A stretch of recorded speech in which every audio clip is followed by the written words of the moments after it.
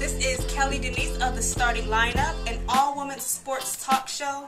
Tune in each and every Tuesday night from 8 to 9 p.m. where we give you sports appeal and high heels.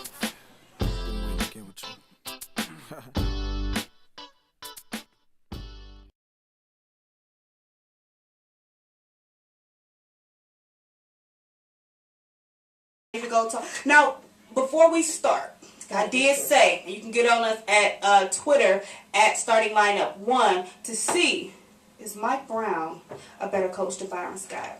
Come on now, you can't even compare because of the fact. Did you ask that? I did. You can't compare really because of the fact that LeBron is gone. Now, if LeBron would have been here and we still had our team, and then Byron Scott, you know, we could have seen how far he got in the tournament with them, but you really can't tell. Well, I only brought that up because when LeBron was not playing, remember he got hurt and he was missing 3 games. We didn't lose by 55 points. Well, we still have different players. We had Shaq. Remember, did have. Ooh. Wait. I'm not just saying. All I'm saying is that he's still somebody you got to still. It's not just him scoring. There's other things. I mean, whether he's rebounding, whether he's making a presence for you to shoot over him, whether he's D'ing you up and putting that body on you. You know what I'm saying? It's not just as simple as that. And remember they had Delonte. I like Delonte. He's hurt now. He got a sprain. But I'm saying I like him when he went to Cavs. I did like him. I mean, he liked being crazy. For your love. Crazy. His game. He's got a nice game. You know I'm sensitive when y'all talk about the players like that. Well, I'm just saying, you know he's crazy. What other person gonna carry 5 bazookas in a backpack? Now we're exaggerating. Now It was 3. that part was a tad bit, you know, that part was just plain wrong. Wrong. Where would you go with the long I mean, but I You say know this all he the didn't have time. a part in and the this Old West. No, You know. his name is West. That's exactly. But, Wild Wild but West. I mean, it goes back to what we were talking about before about the players. You know, these scouts, they come out, they court you, they give you everything you want until you go to their school, and then once you go to their school, then it's a different story. Then same thing when you get into the league. They court you, they want you to play on their team, they offer you this, they offer you that, and then when you get you in there, it's like you're in there. Delonte West is a prime example of someone who needed some assistance and somebody to stay on him as a mentor. He's a great player, and so you have to remember that most of these athletes do not come from backgrounds where it's not taboo to go to a therapist. You know, these are things that they have to learn. And then what are you gonna do when the boys ask you to come up, man? Let's go to the club. No, man. I mean, you know what I'm saying? I got an appointment. Like they're not. Oh man, what? So it's one of those things where you know, if somebody would have been there to assist him in some capacity, he may not have made a lot of the mistakes that he's made. And that goes to show about like a lot of the old coaches in the back in the day, they was thumping mud holes in your butt. You know, there was a respect level. Now, you know, if they tell you to get up and go to practice, I mean, I talk to coaches in college and be like, man, you know, so-and-so, they don't practice, and they'll tell you to go to practice, but they don't get up and go. What you gonna do? Tell them you gotta sit the bench, and you're a multi-million-dollar player that everybody is coming out there to see? So I would. Yeah, because, I mean, they're saying with classes. There's some teachers that don't really require you to go to class if you're an athlete. If they have a real friend of the program, so to speak, they might tell you, hey, just show up at the end of the year and let me know you didn't drop my class, so I give you the grade. You need to go work on your jump shot. Well, fine. All I know is that Byron Scott finally gets it. He finally understands that defense is what's going to win games. He's stating himself like, yo, we need to play more defense. Hopefully, we don't lose 55 points again when we play and host the Los Angeles Lakers at the Q on Wednesday. Oh! Wow. We're not going to lose by 55 points. How many we going to lose by? We're going to lose by, we might win.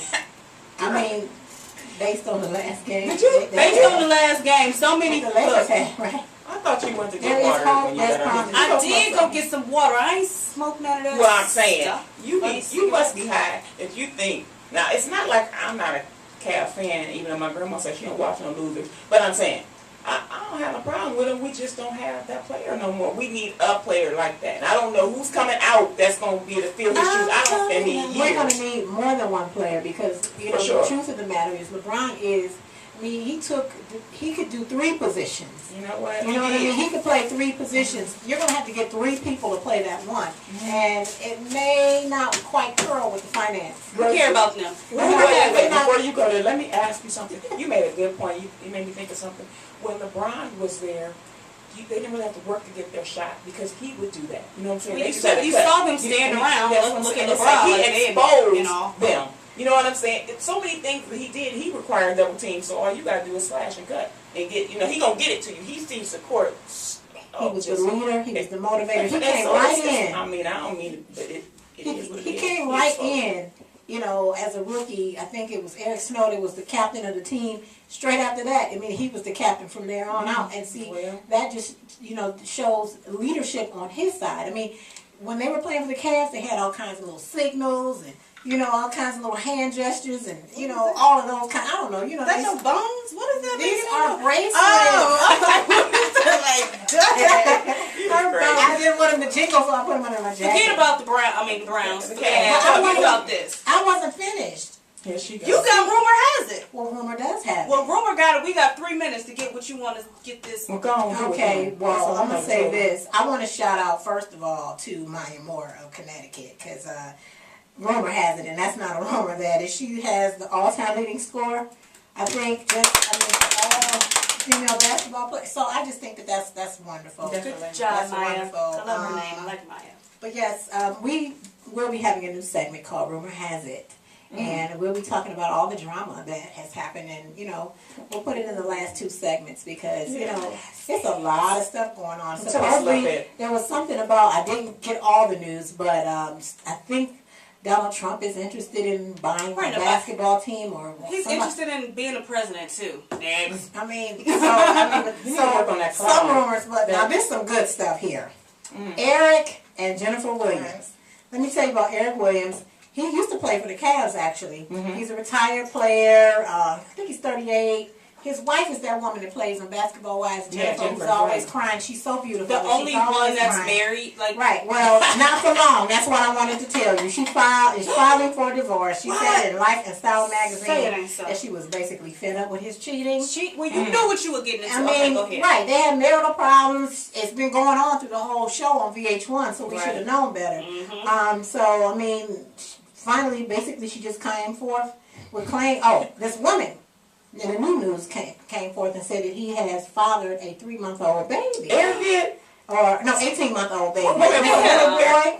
And so now he's supposedly trying to get custody of this little boy. So you're basically, you and your wife been together 3 years and you had this baby. Please do not let that little boy look like him. Oh, he does. It's all in the mouth. That little boy look like him all up in the mouth. I saw the picture online. But just to add insult to injury.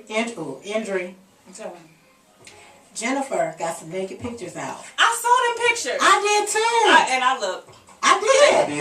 But they all got the same thing. I figured, hey. Girl, all this out. But this the last thing. Her and Evelyn. Why are they doing that? They just want to be seen. Okay. Well, I see that up there. Speaking of Basketball Wives and players, Chad Ochocinco and the other girl, Evelyn, supposedly supposed to be getting married, right? What? Right. Well, he was this whole weekend, he was with his real girlfriend, Paige, who's 3 months pregnant, in Philly shopping, and people was going up getting autographs. So it's true. And she called on the radio out in Philly. There's a station. Paige?